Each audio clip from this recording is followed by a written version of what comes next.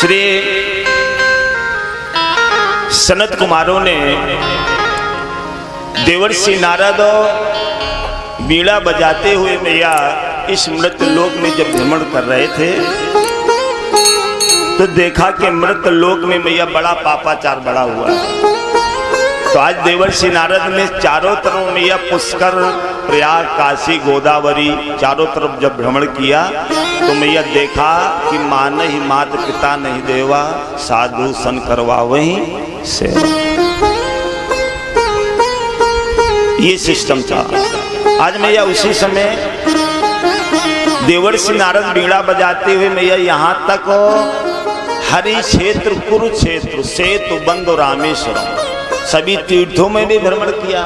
उधर भी देवर्षि नारद को संतोष नहीं हुआ, क्योंकि उधर भी संत महात्मा अपने अपने आश्रम में लिखाए त्यागी भवन, लेकिन लिखा है त्यागी भवन। जब देवर्षि नारद अंदर पहुंचते हैं तो देखा कि बड़े बड़े संत मठाधीश सुंदर डल्लभ मग सो रहे हैं, घोड़का बजा, सुंदर एसी चल रही है, ऐशो आराम हो रहा है। जो हमारे आपकी व्यवस्था नहीं है वो बड़े बड़े संत महात्मा, और दरवाजे पर लिखे मोटे हरि त्यागी भवन। किस बात का त्याग? अरे संत महात्मा है तो संत महात्मा का कर्तव्य है अपने भक्तों को कल्याण के लिए ये जंगल में कुटी बना करके रहे, तभी तो भक्तों का कल्याण होगा। मैया ऐसे कल्याण थोड़ी होगा कि आप घर में एसी बर लगा के सो रहे हैं संत महात्मा, तो कल्याण होने वाला नहीं है। देवर्षि नारद ने मैया उसी समय आकर के मैया देखा तो मैया आज स्वयं गंगा तट पर मैया देखा तो आज मैं एक युवती बैठी हुई थी, और उस युवती ने जैसे देवर्षि नारद को देखा तो बुलाया कि भो भो साधु क्षणम तिष्ठो मन चिंता तु नास्यः। ए साधु महाराज मेरी चिंता को थोड़ा समाधान करें। तो आज देवर्षि नारद जिस समय पहुंचते हैं तो देखा तो आज उस युवती से बात किया तो वो युवती कौन है मैया? मालूम है किसी भक्त को? वाह क्या प्रभु, जय हो श्रोता वक्ता ज्ञान निधि, कथा राम के गुण। तो वास्तविकता में श्रोता जब ज्ञानी होते हैं तो वक्ता का भी मन लगता है। तो आज मैया वो जो युवती के स्वरूप में बैठी थी वो भक्ति थी, और उसके जंघों में दो युवा लेटे हुए थे मैया, जो उनको पुत्र है, लेकिन वो मैया वृद्धावस्था के थे। आज जिस समय मैया आज लेटे हुए तो आज गोकर देवर्षि नारद ने कहा कि मैया आपके जो ये लेटे हुए हैं ये कौन है? कहले ये मेरे पुत्र हैं। कहले ये पुत्र हैं? कहले हाँ। देवर्षि नारद ने कहा मुझे तो ऐसा नहीं लगता कि ये आपके पुत्र हैं, क्योंकि माँ जवान है, माँ जवान है, और माँ की गोदी में जो लेटे हुए हैं वो वृद्धावस्था के हैं। देवर्षि नारद ने कहा मुझे तो ऐसा नहीं लगता, ये आप पुत्र बता रहे हैं, आप जवान हैं और ये वृद्धावस्था के कैसे आप माँ हैं? कह ले देवर्षि नारद से कहते प्रभु बस इसी बात का तो मुझे कष्ट है। माँ को केवल इसी बात का कष्ट है कि माँ के नेत्रों के सामने उसके बच्चे जर्जर हो जाएं, वृद्धावस्था को हो जाएं और माँ जवान हो जाए तो देवर्षि नारद उस माँ को नींद नहीं पड़ सकती है कि माँ के नेत्रों के सामने उसकी संतानें वृद्धावस्था के हो जाए, माँ जवान हो। देवर्षि नारद इसी के लिए तो मैंने आपको रोका है, मेरा थोड़ा उपाय बताइए। तो देवर्षि नारद ने मैया उसी समय वेद वेदांत घोषस्य गीता पाठर मुहुर्मुहुः, भक्ति के कानों में वेद वेदांत गीता उपनिषद आदि का मैया व्याख्यान किया, लेकिन मैया भक्ति को कुछ फर्क नहीं पड़ा। लेकिन मैया उसी समय स्वयं मैया आज सनक सनंदन सनातन सनत कुमार चारों विश्व आए और देवर्षि नारद से कहा देवर्षि नारद ये भक्ति ज्ञान वैराग्य का ऐसे उदय होने वाला नहीं है। तो कहने लगे क्या किया जाए प्रभु? तो वही सनक सनंदन सनातन सनत कुमारों ने आज देवर्षि नारद से कहा कि इदम भागवतम नाम पुराणम ब्रह्म संवितम। अगर भक्ति और ज्ञान वैराग का उदय करना चाहते हैं, बुढ़ापा दूर करना चाहते हैं, तो श्रीमद् भागवतान, श्रीमद् भागवत महापुराण की कथा सुनाइए, अवश्य ही भक्ति और ज्ञान वैराग का उदय हो जाएगा। उसी समय मैया गंगा द्वार पर, गंगा जी के तट पर आनंद नाम का घाट है, उसी जगह मैया स्वयं देवर्षि नारद ने तीनों लोकों में बुलौआ दिया और बुलौआ देकर के मैया और भगवान की कथा कौन सुना रहा है? वेदव्यास पीठ पर बैठ करके मैया, वही ऋषि कुमार सनक सनंदन सनातन सनत कुमारों ने कथा सुनाई। और कथा सुनने के लिए मैया कौन कौन से भक्त गए? आपने गई रहा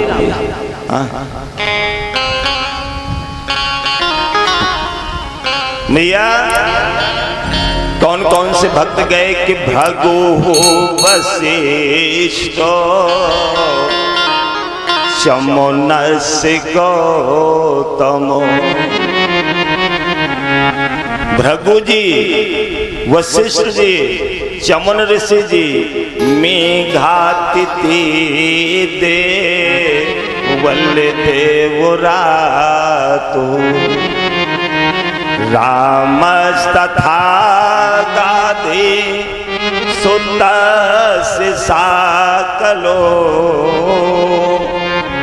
अम्रकंड पुत्रादि पिलादा।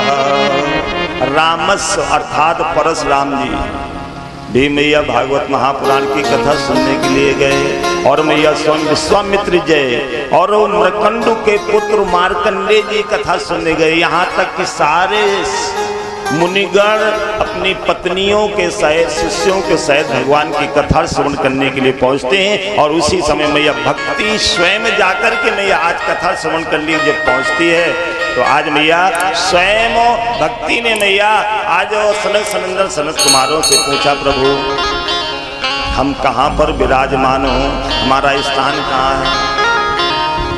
सनत सनत कुमारों ने कहा भक्ति। अब आपको समझ में नहीं आ रहा है, 4 घंटे से सभी भक्त बैठे हुए हैं, एक से एक संत महात्मा बैठे हुए हैं। अब आपको हम स्थान बताएं कि कहाँ बैठना है। जैसे ही मैया आज सनक सनंदन सनत कुमारों ने बताया, तो आज मैया भक्ति जितने भी भक्त आए हुए थे सबके हृदय में जाकर के विराजमान हो। आप लोग जो आए हुए ना कथा में, क्यों आए हो? जब भक्ति है तभी तो आए पंडाल में कथा सुनने के लिए। और जब तक मैया भक्ति नहीं होती है तब तक हम आप घर से चलते ही नहीं, न पूजा पाठ के लिए जाएंगे जब तक भक्ति और ज्ञान वैराग्य का जब तक उदय नहीं होगा। और उसी समय में जब भक्तों के हृदय में भक्ति विराजमान कर लेती है, तो आज में सभी भक्त लोग बड़े धूमधाम के साथ में भक्ति सोतो तो तरुणी ग्रह त्वा प्रेम के रूपा सहसा विरासी। आज में ये सभी भक्त लोग खड़े होकर के बड़े प्रसन्नता के साथ में मैया आनंद होकर के आज में ये भगवान संकीर्तन करते हैं। और उसी समय मैया स्वयं सभी जगह भक्ति और ज्ञान वैराग्य का उदय हो जाता है। बुढ़ापा दूर हो गया और सभी के भक्तों को मैया आज हृदय में भक्ति समाहित हो गई, ज्ञान वैराग का बुढ़ापा दूर हो गया। वेदव्यास जी ने लिखा है इस श्लोक में कि सकल भुवन मध्य, सकल भुवन, भुवन माने सारा लोक, सकल भुवन मध्य निर्धनास्तु धन्यः।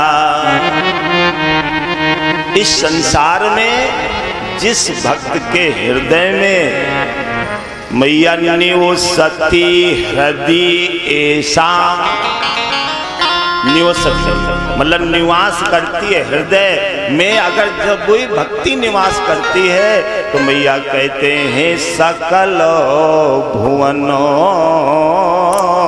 मध्य, जिसके भी हृदय में अगर भक्ति निवास कर दिया वो संसार में मैया निर्धनास तू धन्या, वो जीवन में मैया निर्धन नहीं हो सकता है।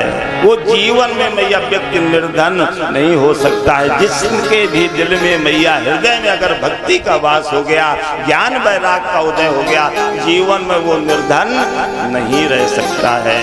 और वैसे तो मैया सारा संसार निर्धन है, क्योंकि कबीरा सब जग निर्धना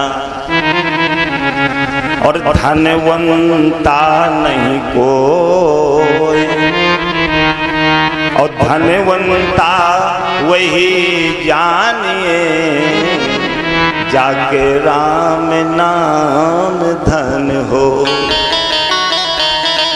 कबीरा सब जग निर्धना, धनवंता नहीं कोई धनवान नहीं है मैया। अगर अपने आप को जो धनवान मानता हो वो मैया धन से धनवान नहीं होता।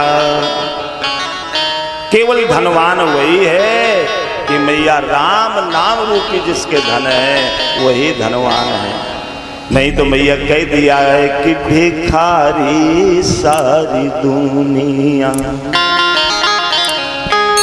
अरे दाता एक राम, भिखारी सारी दुनिया, दाता एक राम, भिखारी सारी दुनिया, दाता एक राम, भिखारी सारी दुनिया, दाता एक राम, भिखारी सारी दुनिया।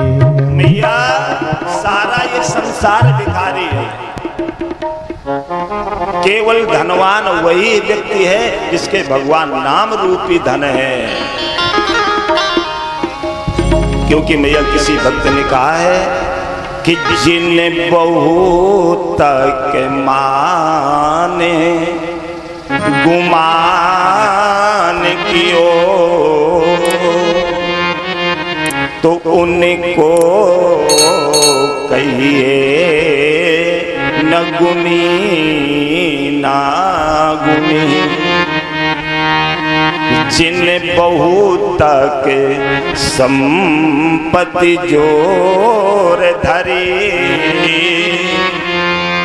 तो उनको कहिए न धनी ना धनी। अगर जिन भक्तन को मैया किसी भी प्रकार का कुछ ज्ञान हो जाए तो अब मैया अपने हुए ज्ञान में भूले।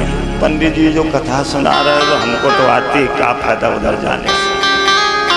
उसको थोड़ा ज्ञान है ना, ज्ञान का थोड़ा अभिमान लिए बैठा है मैया वो घर ही से।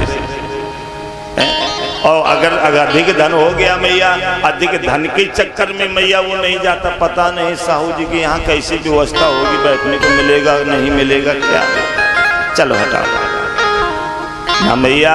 भगवान के दरबार में अरे क्या बैठने की व्यवस्था, जहाँ मिल जाए वहीं बैठो भैया। क्योंकि जहाँ पर भगवान की कथा भगवान की चर्चा होती हो वो मैया स्थान पवित्र होता है। जमीन में बैठो चाहे जहाँ पर बैठ जाओ भैया वो जमीन हमेशा पवित्र होती है। बोले वृंदावन बिहारी लाल की जय हो। जरा एक छोटा सा भजन, इसके बाद में आगे धुंधकारी प्रभु की कथा आप लोग सुनेंगे।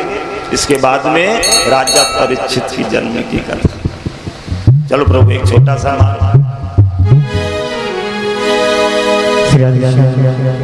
राधा